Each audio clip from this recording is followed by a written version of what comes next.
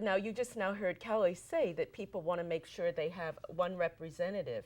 And with the supervisors, in terms of the districts, the supervisors are elected at large. That's correct. So even though they represent individual districts, they aren't necessarily confined to the residents of those districts.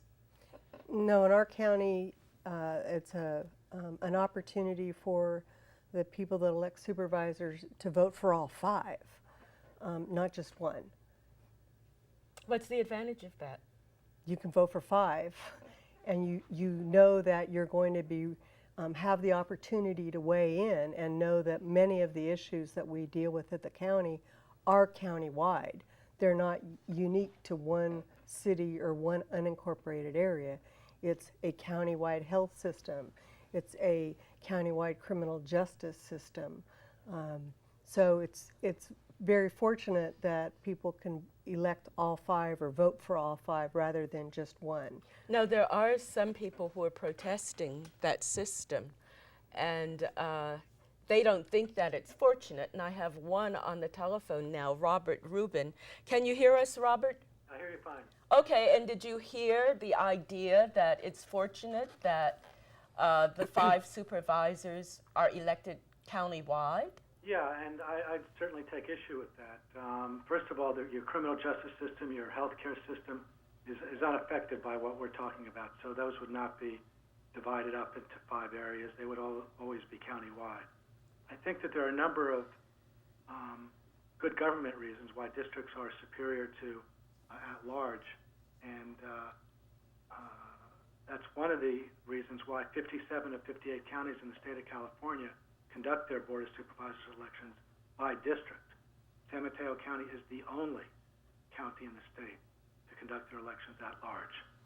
So, first off, you're talking about the disempowerment of Latino and Asian communities in particular. Both those communities comprise approximately 25% of the county's population.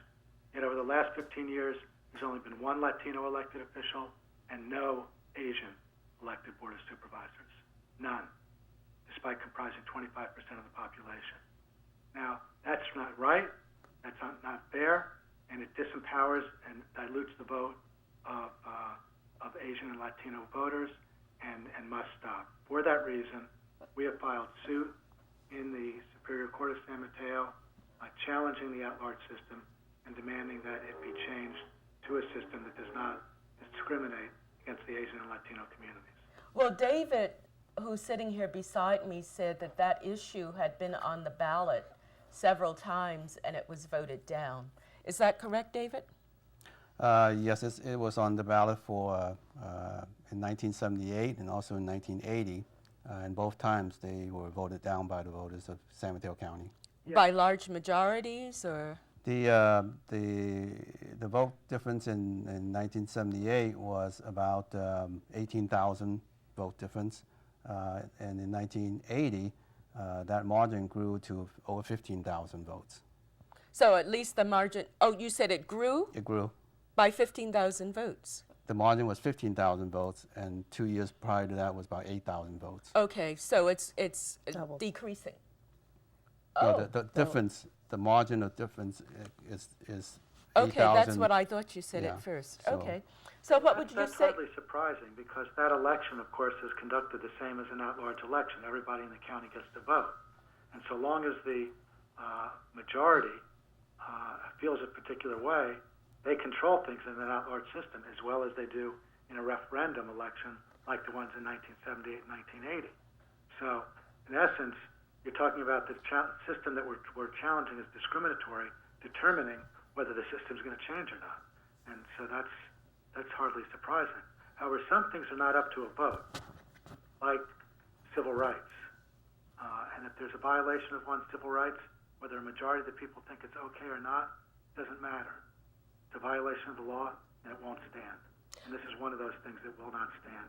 Well, Kelly has to say something, and before she does, I'd like to ask you if voters can, throughout the county, can vote on this, and the numbers are increasing each time the issue is on the ballot. what's going to be different this time? Or what are you proposing to do differently this time? Well, this time it's not going to go to the ballot. It's going to go to the judge. It's going to be decided by the courts. Okay, and when will that come up? Wheels of justice grind slowly. It's going to be a while. Okay. Now, Kelly, you had a comment.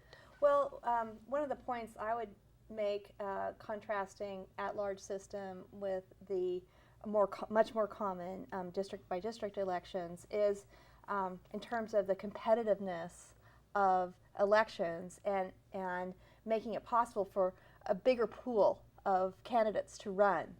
I think when you have the at-large system where a candidate has to run county-wide, that's a very, very daunting task, and particularly if a candidate was to challenge an incumbent. You have to, I mean, it's bigger than a Senate district. You'd have to raise something like $1 million to run a campaign county-wide. So I think that tends to keep people out of the race and favor the incumbent. I think if you have a smaller district, it's much easier for a candidate to walk and knock on all the doors and introduce themselves to the voters and raise enough money for to get mail and information and get their message out to the voters. That's an excellent point, and it addresses the most serious problem we have confronting us in political campaigns, which is money. And as long as it's uncontrolled, or at least unregulated to the extent that it needs to be, you're going to have exactly the situation that Kelly's talking about, where only the most well-heeled candidates can win. And it discourages candidates who might be able to participate in an election. They didn't have to buy big TV money, but instead, as she says, could walk door to door from campaigning. If I could, there are at least two other good government examples of why districts are superior to at-large systems. One is it brings government closer to home.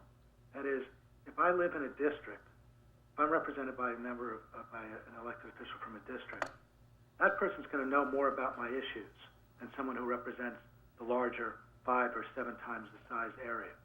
And so when I go in and complain about the pothole that I ran over on the way to his office, he says, you don't have to tell me about it. I ran over it too.